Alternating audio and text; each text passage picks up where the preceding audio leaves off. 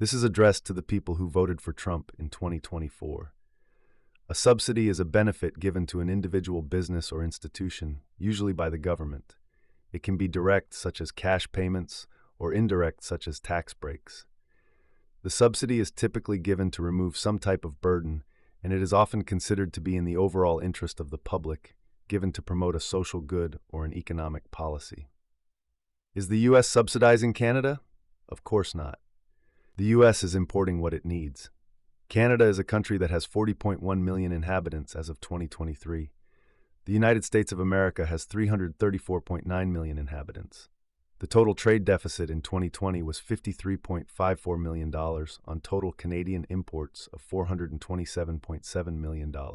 This means that each Canadians imported $10.67, whereas on imports of $481.2 million and a population of 334.9 million, each U.S. citizen imported $1.44. In effect, each Canadian citizen imported 7.5 times what each U.S. citizen imported. So what is Trump talking about? First of all, if the U.S. is subsidizing Canada, it is because of the deal we entered into on November 30th, 2018. That deal, the USMCA, replaced the North American Free Trade Agreement, NAFTA, which was in effect since January 1994. Under NAFTA, tariffs on many goods passing between North America's three major economic powers were gradually phased out. By 2008, tariffs on various agricultural and textile products, automobiles, and other goods were reduced or eliminated. The agreement has a lifespan of 16 years. All three countries must review the USMCA in July 2026 to decide whether they plan on renewing it for another 16-year term. Who signed this? Donald Trump.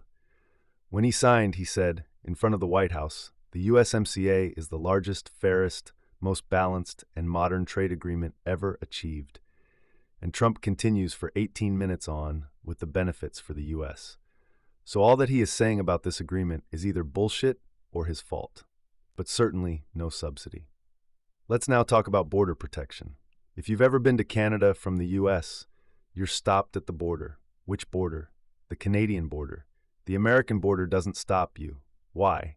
Because it's not the Americans who protect Canada's border.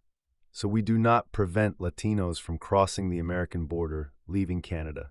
Because if Latinos leave Canada for the U.S., they have flown from their country to Canada's, went to the U.S. border, crossed it into the U.S., and then walked all the way south. If you think that this is insane, you are right. But not only that, Donald Trump accused Joe Biden of keeping open borders. So he recognizes that the president of the U.S. is responsible for protecting the borders. But that brings another problem. The Democrats and the Republicans introduced in the Senate Bill S-4361. In essence, the bill was not bad for America, just the opposite. The border security bill was only bad for one thing, Donald Trump's campaign, which is why Trump forced the Republicans to vote against it, so the bill was not adopted, which means that Trump is responsible for the problem at the border. Not Mexico, not Canada. And finally, fentanyl. In 2022, death by fentanyl overdose was 73,654.